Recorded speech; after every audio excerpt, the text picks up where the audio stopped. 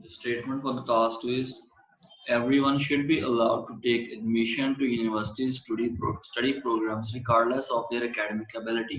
Do you agree or disagree? Statement ਕਹਿੰਦੀ ਹੈ ਕਿ ਹਰ ਕਿਸੇ ਨੂੰ ਇਹ ਹੱਕ ਹੋਣਾ ਚਾਹੀਦਾ ਹੈ, ਹਰ ਕਿਸੇ ਨੂੰ ਅਲਾਓ ਕਰ ਦਿੱਤਾ ਜਾਣਾ ਚਾਹੀਦਾ ਵੀ ਉਹ ਯੂਨੀਵਰਸਿਟੀ ਦੇ ਸਟੱਡੀ ਪ੍ਰੋਗਰਾਮ ਯਾਨੀ ਕਿ ਜਿਹੜੇ ਵੀ ਯੂਨੀਵਰਸਿਟੀ ਦੇ ਕੋਰਸਿਸ ਆਫਰ ਹੁੰਦੇ ਆ ਉਹ ਉਹਨਾਂ ਦੇ ਵਿੱਚ ਐਡਮਿਸ਼ਨ ਲੈ ਸਕੇ, ਭਾਵੇਂ ਉਹ ਅਕੈਡਮਿਕਲੀ ਅਬਿਲਿਟੀ ਤੋਂ ਵੱਖਰੇ regardless of there academic ability, ਮਤਲਬ ਉਹਨਾਂ ਦੇ ਜਿਹੜੇ ਆ ਐਕੈਡਮਿਕਸ ਦੇ ਵਿੱਚ ਕਿੰਨੇ ਕੁ ਨੰਬਰ ਆ ਰਹੇ ਪਿਛਲੇ ਸਬਜੈਕਟਸ ਦੇ ਵਿੱਚ ਉਹ ਨਾ ਦੇਖੇ ਜਾਣ। ਚਾਹੇ ਕੋਈ ਸਟੂਡੈਂਟ ਬ੍ਰਿਲੀਅੰਟ ਹੈ ਅਕੈਡਮਿਕਲੀ ਯਾਨੀ ਕਿ ਉਹਦੇ ਨੰਬਰ ਬਹੁਤ ਵਧੀਆ ਆ ਰਹੇ ਆ, ਜਾਂ ਕੋਈ ਮਾੜਾ ਆ ਵੀ ਜਿਹਦੇ ਨੰਬਰ ਨਹੀਂ ਆ ਰਹੇ, ਹਰ ਕਿਸੇ ਨੂੰ ਯੂਨੀਵਰਸਿਟੀ ਦੇ ਵਿੱਚ ਐਡਮਿਸ਼ਨ ਮਿਲ ਜਾਣੀ ਚਾਹੀਦੀ। ਕੀ ਤੁਸੀਂ ਇਸ ਨਾਲ ਐਗਰੀ ਕਰਦੇ ਹੋ, ਸਹਿਮਤ ਹੋ, ਜਾਂ ਫਿਰ ਡਿਸਐਗਰੀ ਕਰਦੇ ਹੋ, ਅਸਹਿਮਤ ਹੋ? ਕੀ ਪੁਆਇੰਟਸ ਆਉਣਗੇ ਉਹਨਾਂ ਦੇ? ਪਹਿਲਾਂ ਤਾਂ ਸੋਚੋ ਵੀ ਐਗਰੀ ਕਰਦੇ ਹੋ ਤੁਸੀਂ ਵੀ ਹਾਂਜੀ ਹਰ ਕਿਸੇ ਨੂੰ ਐਡਮਿਸ਼ਨ ਮਿਲਣੀ ਚਾਹੀਦੀ ਹੈ, ਉਹਦੇ ਵਾਸਤੇ ਕੀ ਹੋਊਗਾ? ਐਗਰੀ। ਠੀਕ ਹੈ। ਜੇ ਕਹਿੰਦੇ ਵੀ ਨਹੀਂ ਹਰ ਕਿਸੇ ਨੂੰ ਐਡਮਿਸ਼ਨ ਨਹੀਂ ਮਿਲਣੀ ਚਾਹੀਦੀ, ਉਹਦੇ ਵਾਸਤੇ ਕੀ ਆਏਗਾ? ਡਿਸਐਗਰੀ। ਹੁਣ ਇਹਦੇ ਕੀ ਪੁਆਇੰਟਸ ਆ ਸਕਦੇ ਆ? ਐਗਰੀ ਦੇ ਵਿੱਚ ਕੀ ਆ ਸਕਦਾ ਤੇ ਡਿਸਐਗਰੀ ਦੇ ਵਿੱਚ ਕੀ ਆ ਸਕਦਾ?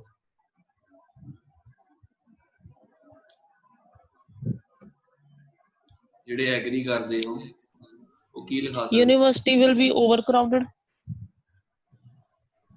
ਡਿਸਐਗਰੀ ਦੇ ਵਿੱਚ ਆਊਗਾ ਫਿਰ ਨਹੀਂ, ਸਾਰਿਆਂ ਨੂੰ ਐਡਮਿਸ਼ਨ ਮਿਲੇਗੀ ਤੇ ਓਵਰਕਰਾਊਡਡ ਨਹੀਂ ਹੋ ਜਾਏਗੀ ਉਹ ਯੂਨੀਵਰਸਿਟੀ। ਉਹ ਨਾ ਫਿਰ ਡਿਸਐਗਰੀ ਕਰਦੇ ਪਿਓ ਨਾ ਵੀ ਨਹੀਂ ਮਿਲਣੀ ਚਾਹੀਦੀ ਸਾਰਿਆਂ ਨੂੰ ਐਡਮਿਸ਼ਨ, ਕਿਉਂਕਿ ਡਿਸਐਗਰੀ ਕਿਉਂਕਿ ਓਵਰਕਰਾਊਡ ਹੋ ਜਾਊਗੀ, ਜ਼ਿਆਦਾ ਜਾਣੇ ਇਹਦੇ ਵਿੱਚ ਆ ਜਾਣਗੇ, ਇਹੋ ਚੀਜ਼ ਨਾ। ਯੈਸ। ਹਾਂਜੀ, ਓਵਰਕਰਾਊਡਨੈਸ। ਹੋਰ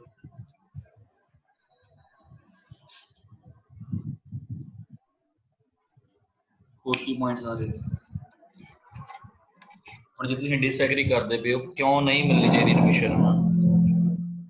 ਸਰ ਜਿੱਦਾਂ ਕਿ ਜੇ ਆਪਾਂ ਮਤਲਬ ਜਿਹੜੇ ਇੰਟੈਲੀਜੈਂਟ ਬੱਚੇ ਆ, ਜਿੱਦਾਂ ਸਾਨੂੰ ਸਾਰਿਆਂ ਨੂੰ ਪਤਾ ਕਿ ਯੂਨੀਵਰਸਿਟੀ 'ਚ ਹਰ ਫੀਲਡ ਦੀ ਕੁਝ ਪਰਟੀਕੂਲਰ ਸੀਟਸ ਹੁੰਦੀਆਂ ਵਾ, ਤੇ ਜਿਹੜੇ ਇੰਟੈਲੀਜੈਂਟ ਬੱਚੇ ਫਿਰ ਉਹਨਾਂ ਨੂੰ ਤੇ ਸੀਟਸ ਹੀ ਨਹੀਂ ਮਿਲਣਗੀਆਂ।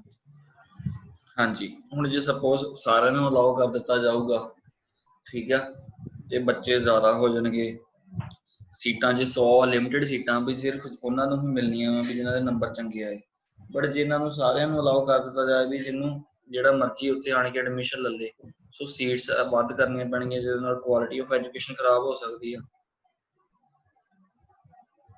ਕੁਆਲਿਟੀ ਆਫ ਐਜੂਕੇਸ਼ਨ ਮਤਲਬ ਵੀ ਜਿੱਥੇ 100 ਬੱਚਿਆਂ ਨੂੰ ਇੱਕ ਵਧੀਆ ਤਰੀਕੇ ਨਾਲ ਪੜ੍ਹਾਉਣਾ, ਉੱਥੇ ਹੀ ਹਰ ਕੋਈ ਯੂਨੀਵਰਸਿਟੀ 'ਚ ਐਡਮਿਸ਼ਨ ਲੈ ਰਿਹਾ, 500 ਬੱਚੇ ਹੋ ਗਏ ਉਸੇ ਫੀਲਡ ਦੇ ਵਿੱਚ, ਸੋ ਉਹਨਾਂ ਨੂੰ ਮੈਨੇਜ ਕਰਨਾ, ਪੜ੍ਹਾਉਣਾ ਉਹਨਾਂ ਨੂੰ ਮੁਸ਼ਕਿਲ ਹੋ ਸਕਦਾ।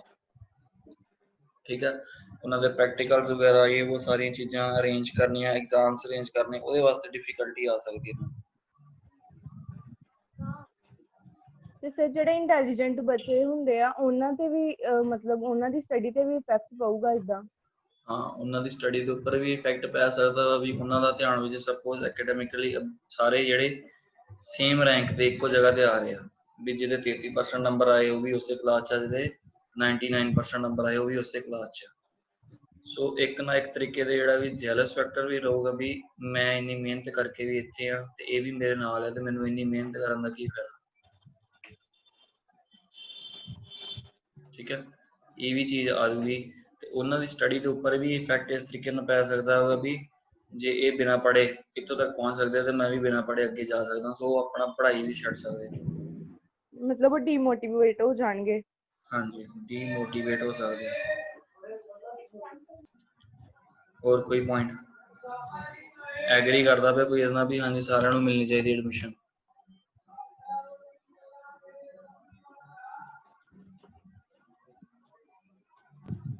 ਨਹੀਂ ਕਰਦਾ ਪਿਆ, ਸੋ ਇਹਨੂੰ ਆਪਾਂ ਡਿਲੀਟ ਹੀ ਕਰ ਦਿੰਦੇ। ਐਗਰੀ ਵਿੱਚ ਵੈਸੇ ਸਰ ਹੋ ਵੀ ਸਕਦਾ ਜੇ ਸਾਰਿਆਂ ਨੂੰ ਐਡਮਿਸ਼ਨ ਮਿਲੇਗੀ ਤੇ ਯੂਨੀਵਰਸਿਟੀ ਦੇ ਜਿਹੜਾ ਇੱਕ ਰੈਵਨਿਊ ਆ ਉਹ ਰਾਈਜ਼ ਹੋਊਗਾ, ਜਿਹਨੂੰ ਉਹ ਮਤਲਬ ਡਿਫਰੈਂਟ ਫੀਲਡਸ ਉੱਤੇ ਯੂਜ਼ ਕਰ ਸਕਦੇ ਆ। ਫਿਰ ਰੈਵਨਿਊ ਜਿਹੜਾ ਵੱਧ ਜਾਏਗਾ।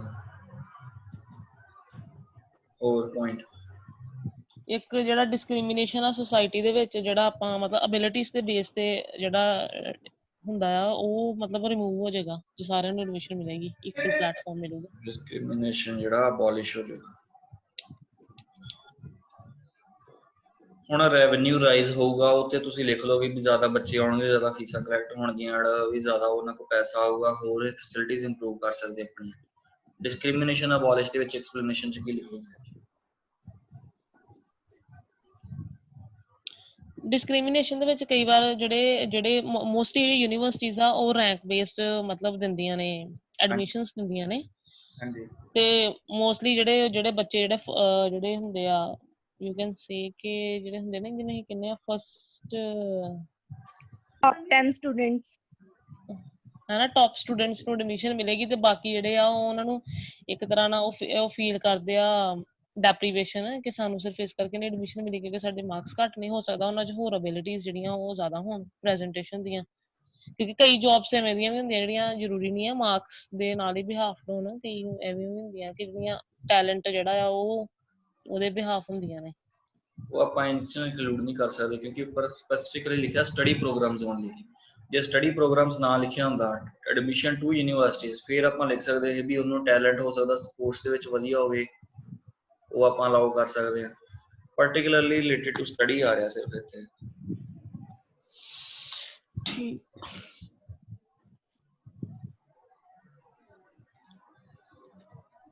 ਹੁਣ ਓਵਰ ਕਰਾਊਡਨੈਸ ਲਿਖਿਆ, ਕੁਆਲਿਟੀ ਆਫ ਐਜੂਕੇਸ਼ਨ ਡੀਮੋਟੀਵੇਟ, ਇਹਨਾਂ ਦੀ ਐਕਸਪਲੇਨੇਸ਼ਨ ਦੇ ਵਿੱਚ ਕੀ ਲਿਖਿਆ ਜਾਏਗਾ?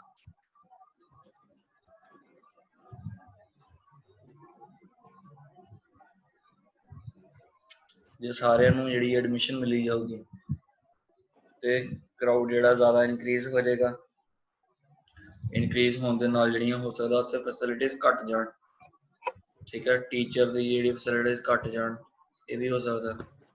ਲੜਾਈ ਝਗੜੇ ਜ਼ਿਆਦਾ ਹੋ ਸਕਦੇ। ਹਾਂਜੀ, ਸਟੂਡੈਂਟਸ ਦੇ ਵਿੱਚ ਡਿਸਪਿਊਟਸ ਜਿਹੜੇ ਆ ਉਹ ਜ਼ਿਆਦਾ ਹੋਣਗੇ। ਹਾਂਜੀ, ਡਿਸਪਿਊਟਸ ਵੀ ਜ਼ਿਆਦਾ ਹੋ ਸਕਦੇ ਆ, ਸੋ ਜਿਹਦੇ ਕਰਕੇ ਕੁਆਲਿਟੀ ਜਿਹੜੀ ਆ ਖਰਾਬ ਹੋ ਜੂਗੀ ਇਹਦੀ। ਡਿਸਪਿਊਟਸ ਵਾਲਾ ਆਪਾਂ ਸੈਕੰਡ ਦੇ ਵਿੱਚ ਲਿਖ ਸਕਦੇ ਹਾਂ ਵੀ ਡੀਮੋਟੀਵੇਸ਼ਨ ਜਾਂ ਉਹਨਾਂ ਸੈਕੰਡਰੀ ਕੋਲ। ਚਾਂਸ। ਹਾਂਜੀ, secondary as a secondary further explanation। ਕਿਹਦੀ? ਡੀਮੋਟੀਵੇਸ਼ਨ ਦੀ further explanation। ਹਾਂਜੀ, ਉਹਦੇ ਵਿੱਚ ਆਪਾਂ ਲਿਖ ਸਕਦੇ ਹਾਂ ਵੀ ਡਿਸਪਿਊਟਸ ਹੋਣਗੇ, ਠੀਕ ਆ, ਜਾਂ ਫਿਰ ਉਹ ਆਪਣਾ ਫੀਲ ਕਰਨਗੇ ਵੀ ਸੇਮ ਨੰਬਰ ਵਾਲੇ ਸੇਮ ਰੈਂਕ ਵਾਲੇ ਜਿਹੜੇ ਆ ਵੀ ਇੱਕ ਜਗ੍ਹਾ ਤੇ ਨਹੀਂ ਹੈਗੇ, ਸੋ ਉਹ ਡੀਮੋਟੀਵੇਟ ਕਰਨਗੇ। ਤੁਸੀਂ ਇਹਨਾਂ ਦੇ ਵਿੱਚੋਂ ਦੋਵੇਂ ਐਗਰੀ ਡਿਸਐਗਰੀ ਚੋਂ ਜਿਹੜਾ ਮਰਜ਼ੀ ਲਿਖ ਸਕਦੇ ਹੋ। ਡਿਸਕ੍ਰਿਮੀਨੇਸ਼ਨ ਵਾਲੇ 'ਚ ਜੇ ਤੁਸੀਂ ਲਿਖਣਾ ਵੀ ਹੈ ਤੇ ਪਾਰਟਿਕੂਲਰਲੀ ਬੇਸਡ ਅਪਨ ਸਿਰਫ ਅਕੈਡਮਿਕ ਅਬਿਲਿਟੀ 'ਚ ਹੀ ਲਿਖ ਸਕਦੇ ਹੋ ਵੀ ਹੋ ਸਕਦਾ ਵਾ ਵੀ ਉਹਦੇ ਇੱਕ ਸਬਜੈਕਟ ਦੇ ਵਿੱਚ ਹੀ ਸਿਰਫ ਇੰਟਰਸਟ ਹੋਵੇ, ਸਾਇੰਸ 'ਚ ਉਹਦੇ ਪੂਰੇ ਨੰਬਰ ਆਏ ਹੋਣ, ਬਾਕੀ ਮੈਥ 'ਚੋਂ ਨਾ ਆਉਣ, ਇੰਗਲਿਸ਼ 'ਚੋਂ ਨਾ ਆਉਣ, ਠੀਕ ਹੈ। ਤਾਂ ਯੂਨੀਵਰਸਿਟੀ ਪ੍ਰੋਗਰਾਮ ਜਿਹੜੇ ਆ ਓਵਰਆਲ ਅਕੈਡਮਿਕ ਅਬਿਲਿਟੀਜ਼ ਦੇਖਦੇ ਆ, ਜਾਂ ਫਿਰ ਇੱਕ ਪਾਰਟੀਕੂਲਰ ਟੈਸਟ ਲੈਂਦੇ ਆ ਜਿਹਦੇ ਵਿੱਚ ਸਾਰੀਆਂ ਚੀਜ਼ਾਂ ਦੇਖਣੀਆਂ ਚਾਹੁੰਦੀਆਂ। ਬਟ ਯੂਨੀਵਰਸਿਟੀ ਉਹ ਵੀ ਕੋਰਸਿਸ ਆਫਰ ਕਰਦੇ ਆ ਜਿਹੜੇ ਇੱਕ ਫੀਲਡ ਵਿੱਚ ਸਪੈਸ਼ਲਿਸਟ ਹੋਵੇ, ਸੋ ਉਸ ਬੇਸ ਮਾਰਕਸ ਬੇਸ ਤੇ ਵੀ ਆਪਾਂ ਉਹਨਾਂ ਨੂੰ ਲੈ ਸਕਦੇ ਹਾਂ। ਇਸ ਕਰਕੇ ਉਹਨਾਂ ਨਾਲ ਡਿਸਕ੍ਰਿਮੀਨੇਸ਼ਨ ਹੁੰਦਾ, ਇਹ ਇਨਕਲੂਡ ਕਰ ਸਕਦੇ ਜੇ ਤੁਸੀਂ ਡਿਸਕ੍ਰਿਮੀਨੇਸ਼ਨ ਲਿਖਣਾ ਹੀ ਹੈ। ਹੁਣ ਇਹਦੇ ਵਿੱਚ ਜੇ ਆਪਾਂ ਡਿਸਐਗਰੀ ਵਾਲਾ ਲੈ ਕੇ ਚੱਲਦੇ ਹਾਂ, ਐਗਰੀ ਨੂੰ ਆਪਾਂ ਫਿਲਹਾਲ ਐਲੀਮੀਨੇਟ ਕਰ ਦਿੰਦੇ ਹਾਂ। ਡਿਸਐਗਰੀ ਵਿੱਚ ਆਪਾਂ ਸਭ ਤੋਂ ਪਹਿਲਾਂ ਇੱਕ ਪੁਆਇੰਟ ਦੇਖਾਂਗੇ ਮੇਨ। ਕਿਹੜਾ ਮੇਨ ਪੁਆਇੰਟ ਆਏਗਾ? quality of education may deteriorate, ਹੋ ਸਕਦਾ ਉਹਦੀ ਕੁਆਲਿਟੀ ਜਿਹੜੀ ਐਜੂਕੇਸ਼ਨ ਦੀ ਖਰਾਬ ਹੋ ਜਾਏ। ਹੁਣ ਕਿਸ ਤਰੀਕੇ ਨਾਲ ਖਰਾਬ ਹੋ ਗਈ, ਕਿੰਨਾ ਖਰਾਬ ਹੋ ਗਈ?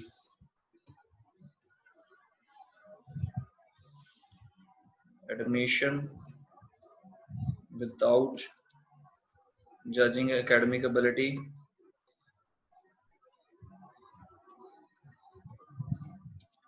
means more number of students, ਜਾਂ ਫਿਰ unlimited seats, unlimited seats ਵੀ ਬਹੁਤ ਸਾਰੀਆਂ ਸੀਟਾਂ ਜਿਹੜੀਆਂ ਉਹਨਾਂ ਨੂੰ ਅਰੇਂਜ ਕਰਨੀਆਂ ਪੈਣਗੀਆਂ, ਜਿਹਦੇ ਨਾਲ ਕੀ ਹੋਊਗਾ? Over ਕਰਾਊਡਨੈਸ,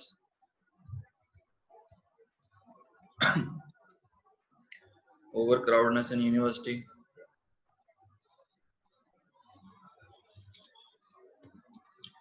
facilities may lack such as classrooms,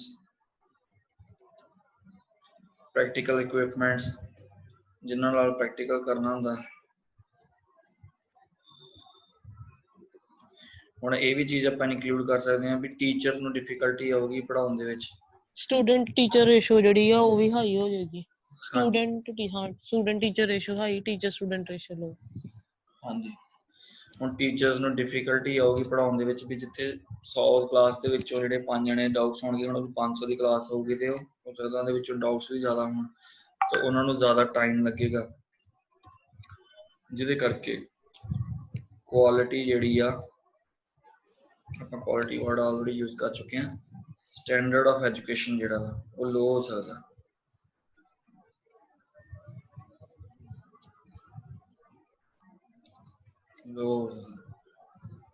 ਠੀਕ ਆ, ਹੁਣ ਇਹਦੀ ਐਗਜ਼ਾਮਪਲ ਕੀ ਦੇਵਾਂਗੇ ਆਪਾਂ, ਕਿਸੇ ਯੂਨੀਵਰਸਿਟੀ ਦਾ ਨਾਮ ਲੈ ਕੇ ਕੋਈ ਐਗਜ਼ਾਮਪਲ ਦੇ ਸਕਦੇ ਹਾਂ ਕਿ ਯੂਨੀਵਰਸਿਟੀ ਆਫ, ਕੋਈ ਇਦਾਂ ਦੀ ਯੂਨੀਵਰਸਿਟੀ ਲਿਖਣੀ ਹੈ ਜਿਹਦਾ ਨਾਮ ਕਿਸੇ ਨੂੰ ਪਤਾ ਹੀ ਨਾ ਹੋਵੇ। ਠੀਕ ਹੈ, ਯੂਨੀਵਰਸਿਟੀ ਜ਼ਰੂਰ ਆਫ ਸਰਚ ਕਰ ਲੈਂਦੇ ਹੁੰਦੇ ਆ। ਹਾਂਜੀ, ਯੂਨੀਵਰਸਿਟੀ ਆਫ ਬਟਾਲਾ। ਚਲੋ ਹੋਪ ਸੋ। ਆਪਾਂ ਐਗਜ਼ਾਮਪਲ ਲਿਖਣੀ ਆ। ਠੀਕ ਹੈ, university of Batala allowed admission to everyone in year 2015। ਉਹਨਾਂ ਨੇ ਸਾਰਿਆਂ ਨੂੰ ਅਲਾਉ ਕਰਤੀ, ਜਿਹਦੇ ਕਰਕੇ ਉਹਨਾਂ ਨੂੰ ਜਿਹੜੀ ਹੈ ਵੀ ਬਹੁਤ ਸਾਰੀਆਂ ਜਿਹੜੀਆਂ ਮੁਸ਼ਕਿਲਾਂ ਫੇਸ ਕਰਨੀਆਂ ਪਈਆਂ।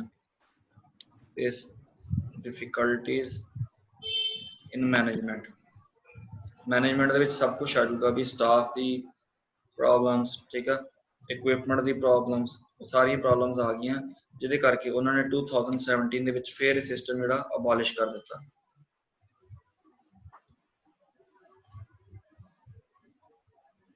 ਅਬੋਲਿਸ਼ ਦਿਸ ਸਿਸਟਮ, ਵੀ ਉਹਨਾਂ ਨੇ ਫਿਰ ਜਿਹੜਾ ਅਬੋਲਿਸ਼ ਕਰ ਦਿੱਤਾ ਤੇ ਰੈਂਕ ਬੇਸ ਤੇ ਜਿਹੜੀ ਐਡਮਿਸ਼ਨ ਜਿਹੜੀਆਂ ਦੁਬਾਰਾ ਲੈਣੀਆਂ ਸਟਾਰਟ ਕਰ ਦਿੱਤੀਆਂ।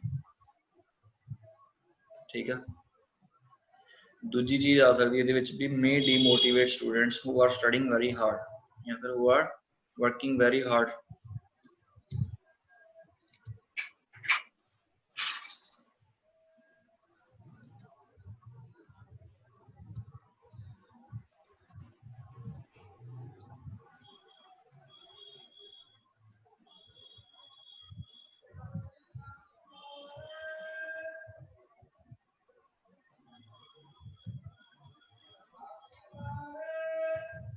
ਠੀਕ ਹੈ, ਜਿਹੜੀ ਸਭ ਤੋਂ ਵਧੀਆ ਐਜੂਕੇਸ਼ਨ ਹਾਸਲ ਕਰਨਾ ਚਾਹੁੰਦੇ ਆ ਉਹਨਾਂ ਨੂੰ ਡੀਮੋਟੀਵੇਟ ਕਰ ਸਕਦੀ ਹੈ। ਉਹ ਕਿਸ ਤਰੀਕੇ ਨਾਲ, ਹੁਣ ਸਾਰਾ ਐਕਸਪਲੇਨ ਕਰਾਂਗੇ ਵੀ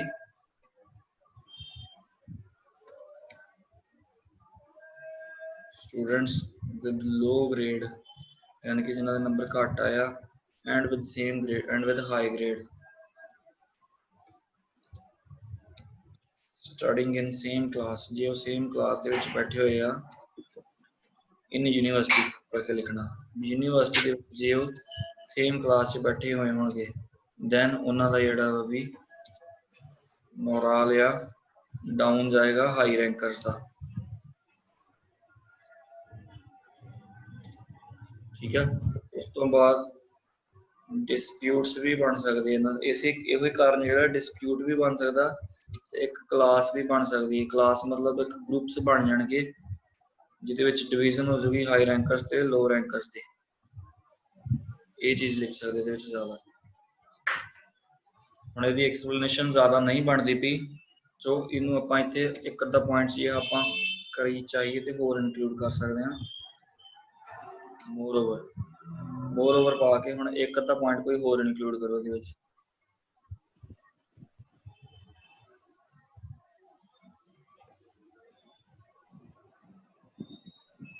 ਹੁਣ ਇਸੇ ਨੂੰ ਲਿਖ ਸਕਦੇ ਹਾਂ ਵੀ ਹੋ ਸਕਦਾ ਵੀ ਹਾਈ ਰੈਂਕਰ ਜਿਹੜਾ ਆਪਟ ਕਰ ਜਾਣ ਉਹਨਾਂ ਯੂਨੀਵਰਸਿਟੀਜ਼ ਨੂੰ ਜਾਂ ਸੈਲਫ ਸਟੱਡੀ ਨੂੰ, ਜਿਹਦੇ ਕਰਕੇ ਹੋ ਸਕਦਾ ਦੇਸ਼ ਨੂੰ ਨੁਕਸਾਨ ਹੋਵੇ ਵੀ ਉਹ ਉੱਥੇ ਰਹਿ ਕੇ ਪੜ੍ਹਨ ਹੀ ਨਾ।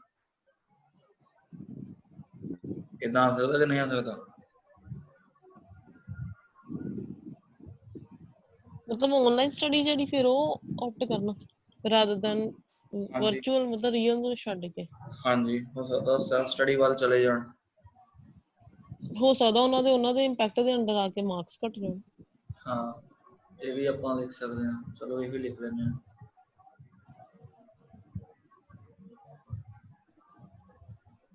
Moreover,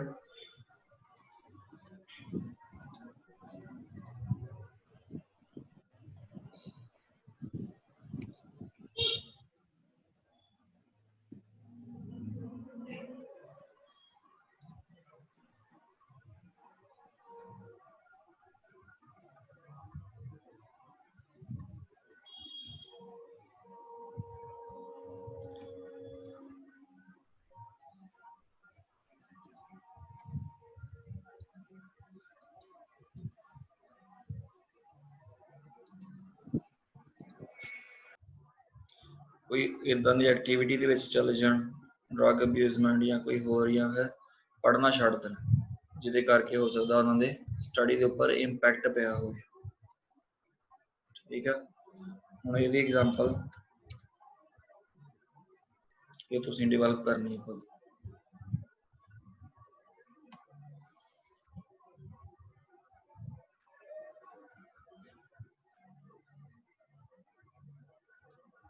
ਇਹਦਾ ਸਟਰਕਚਰ ਕੀ ਆਏਗਾ ਹੁਣ,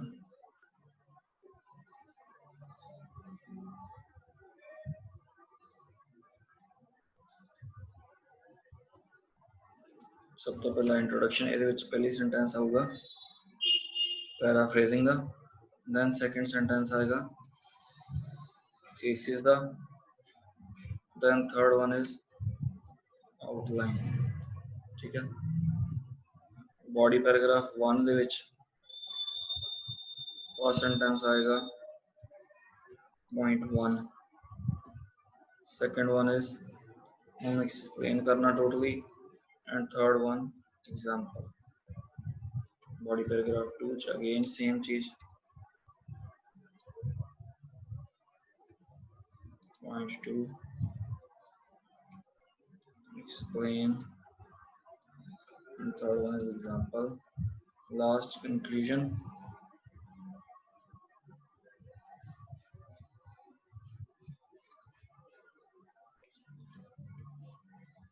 Paraphrasing, point 1 explain 1,